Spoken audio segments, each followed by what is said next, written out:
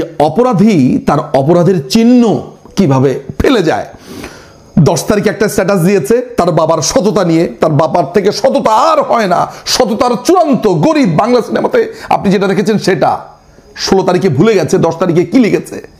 16 তারিখে এসে বলছে আমার একটা 5 তলা বাড়ি আব্বা করে দিয়ে গেছে। সততার বাবা ছেঁড়া টুপির ভেতরে 5 তলার বাড়ির টাকা।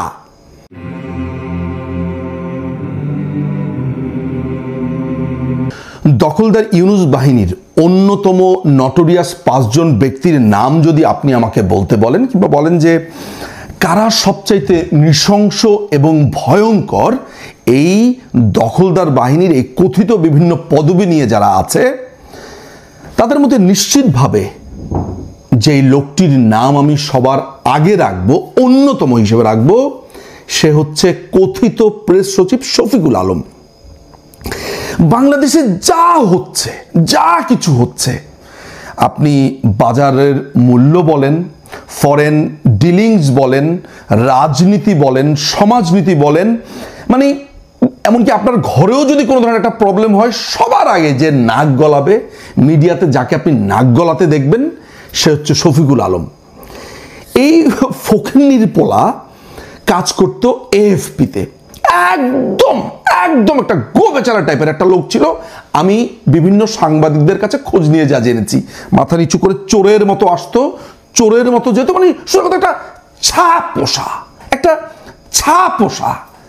এই ছা পোষা তার ক্ষমতার গরম এই প্রেস সচিব হওয়ার পরে অমুককে ধমক, তমুককে ধমক। ওর ধমক এবং ওর ইত্রামি সম্পর্কে যদি আপনাদের কোনো আইডিয়া হয়, আপনারা রীতিমতো থুতু মারবেন তার মুখের উপরে। যেমন বিভিন্ন নিউজ চ্যানেলকে গিয়ে বলছে কি ধরনের রিপোর্ট হবে, সে রিপোর্টের স্ক্রিপ্ট পর্যন্ত লিখে দিচ্ছে, কাকে নিয়ে নিউজ করতে হবে, কি লিখতে হবে। ইউটিউব, ফেসবুকে ক্রমাগতভাবে তাদের তরফ থেকে চিঠি পাঠানো হচ্ছে, অমুকের অ্যাকাউন্ট বন্ধ করে দাও, তমুকের প্রোফাইল বন্ধ করে দাও, তমুক এখন আওয়ামী লীগের পক্ষে বলছে, তাকে শেষ করে দাও। যেভাবে সে টেরোরাইজ করে রাখছে। কয়েকদিন আগে মানব জীবনের মতিউর রহমান চৌধুরী তার একটা বক্তব্য শুনেছিলেন না, যে তারা আসলে মন খুলে লিখতে পারছে না, এই ভদ্রলোক তো আসলে বলতে পারছে না। এই শফিকুল প্রত্যেকটা সাংবাদিককে জাস্ট টেরোরাইজ করে রেখেছে। আপনি কখনো ভাবতে পেরেছেন যে এই লোকটা মাথা নিচু করে প্রেস ক্লাবে আসতো, গো বেচারার মতো থাকতো? কখনো কোনো সাংবাদিক কল্পনা করেছে যে ও আসলে এই গো বেচারার আড়ালে এক ভয়ঙ্কর রকমের স্বপ্ন দেখতো, যদি সুযোগ পায় তাহলে তাদেরকে কিভাবে নিকেশ করে দিবে? সে লিস্ট করেছে, এবং এই লিস্ট ধরে ধরে এই যে 300 জনের অ্যাক্রেডিটেশন কার্ড বাতিল হয়েছে, সাংবাদিকতা আর করতে পারবে না, বিভিন্ন টিভি থেকে স্যাক, সব কিছুর এই মাস্টার মাইন্ড, ক্যাপ্টেন হচ্ছে এই শফিকুল আলম। আমার নিজের চোখে দেখা, নিজের চোখে, আমার নিজের কানে শোনা, সে একজনকে ফোন করে বলছে, গ্রামীণ ব্যাংকের কর্মচারী ছিলেন, তাকে ফোন করে বলছে কিভাবে তাকে চলে আসুন আপনি দেশে, কেন আপনি সরকারের পক্ষ থাকবেন, নানান ধরনের ব্রাইবের চিন্তা ভাবনা করছে, মানে তাকে কোনোভাবে দেশে ঢোকানোর ধান্দা করছিল। এটা আমার নিজের কানে শোনা। সুতরাং বাংলাদেশ আওয়ামী লীগ কিংবা বাংলাদেশ আওয়ামী লীগের জোট পলিটিক্যালি ওকে কিভাবে ভবিষ্যতে ডিল করবে আমি জানি না, আমার জানার দরকারও নেই। কিন্তু আমি নিঝুম মজুমদার যদি দুর্ভাগ্যবশতই বলবো, যদি কোনোভাবে এই বদ্বীপের ডোমিসাইলে আমরা এই দেশকে যখন পুনরুদ্ধার করব, যদি তাকে পেয়ে যাই,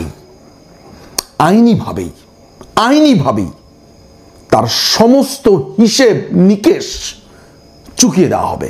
জানি না বিচারালয় তার ব্যাপারে কি সিদ্ধান্ত নেবে, কিন্তু আইনের কাঠগড়াতে যাতে সে দ্রুত দাঁড়াতে পারে তার সমস্ত চেষ্টা আমি করব। যাই হোক, আজকে এগুলো বলার জন্য আমি এখানে আসিনি। যাই হোক, তার দুটো স্ট্যাটাস আমার নজরে এসেছে, একটা হচ্ছে 10ই জানুয়ারি, একটা হচ্ছে 16ই জানুয়ারি। 10ই জানুয়ারিতে সে বলছে যে তার রেসপেক্টেড ফাদার এত গরিব ছিল, বলছে সে নাকি বাসার যে কাপড় আছে তার মা নাকি কাপড় দিয়ে মানে ফেলে দেওয়া কাপড় দিয়ে তার বাবার টুপি সেলাতো। তার বাবার একটা পায়জামা এবং একটা পাঞ্জাবি, হেঁটে অফিসে যেত। খুব সৎ বাবার সৎ ছেলে, মানে বাপকে সরকারি চাকরি করে আবার বলছে, শুধু সে তার বাবাকে সৎ বলেই খানতো না, অন্যরা কত খারাপ সেটাও বলছে। তারা হালাল ইনকাম করত, তার মা বলছে হারাম ইনকাম করবে না, এটা বলে সে বিরাট বড় স্ট্যাটাস দিয়েছে। আর ওই যে কলোনিতে যে থাকতো, মতিঝিল যে কলোনিতে থাকতো, তারা খুব খারাপ। তারা রঙিন টিভি আনতো, তারা গাড়িতে চড়তো, বেবি ট্যাক্সিতে চড়তো, তাই তারা ঘুষ খেত, সব সে জানে। শুধু তার বাবাটি খুব ভালো। ঘুষখোরদের পোলাদের একটা বড় সাইন আপনি দেখবেন যে তাকে আপনি জিজ্ঞাসা করা লাগবে না। আপনি ধরেন তার সাথে কথা বলছেন, কিরে কি করলি কি করলি, ধুম করে সে তার বাবার গুণগান গাওয়া শুরু করবে। কারণ অপরাধ বোধ। বাপকে দেখেছে কারি কারি টাকা ঘুষ খেতে, কারি কারি টাকা নিয়ে এসছে, ঝুড়ি ভর্তি খাওয়া নিয়ে আসতে দেখেছে, ওই হারাম দিয়ে বড় হয়েছে, তো তাই অপরাধ বোধে সে সবার আগে বলে। যেমন শফিক ঘুষখোরের পোলা, তাকে কিন্তু কেউ কিছু জিজ্ঞেস করেনি, কেউ না, নিজের থেকেই লেখছে, ভব ভব ভব করে বলে যাচ্ছে যে আমার বাবা খুবই সৎ ছিল, তা সেলাই করা টুপি পরতো, একটা বাটার স্যান্ডেল ছিল, একটা পায়জামা ছিল, একটা ছিল। কিন্তু মজার ব্যাপারটা, যেই জায়গাতে যেই কারণে এই ভিডিওটা আমি করছি, একজন অপরাধী সব সময় তার অপরাধের যে চিহ্ন সেটা ফেলে যায়। 10 তারিখে কি লিখেছে, তার বাবা অত্যন্ত গরিব, আমি গরিব, ঝিলের ধারে আমার বাড়ি। এই গরিবের পোলা, মানে নিজেকে যে গরিব বলছে, এই ফকিন্নি, এই মানসিকভাবে ফকিন্নি 16 তারিখের স্ট্যাটাসে বলছে আমার বাবা একটা 5 তলা বাড়ি করেছে।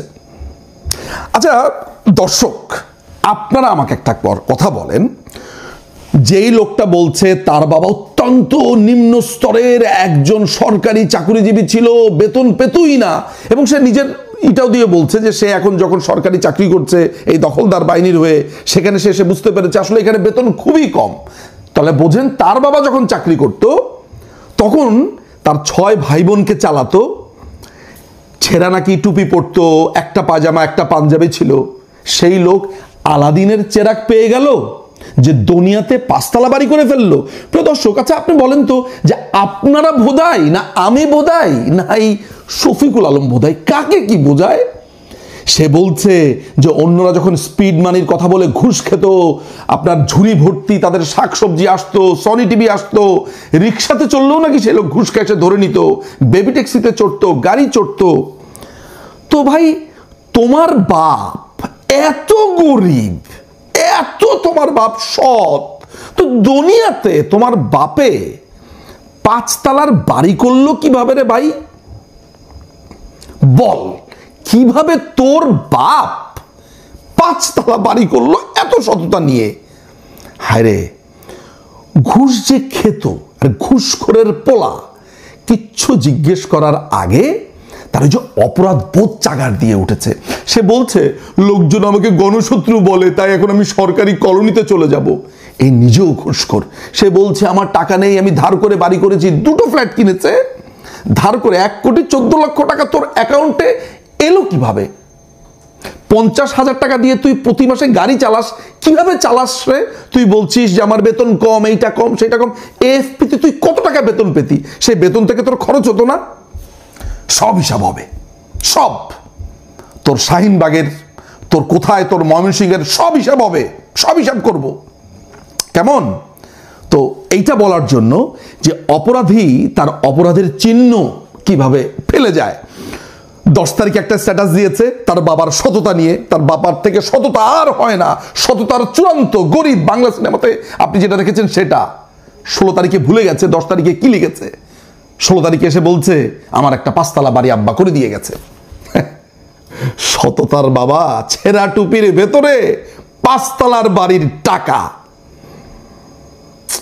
হারামজাদা, তোর ট্রিটমেন্ট কেমন হবে এটা সাজানো আছে। ভালো থাকিস তুই, বেঁচে থাকিস, বেঁচে থাকিস তুই।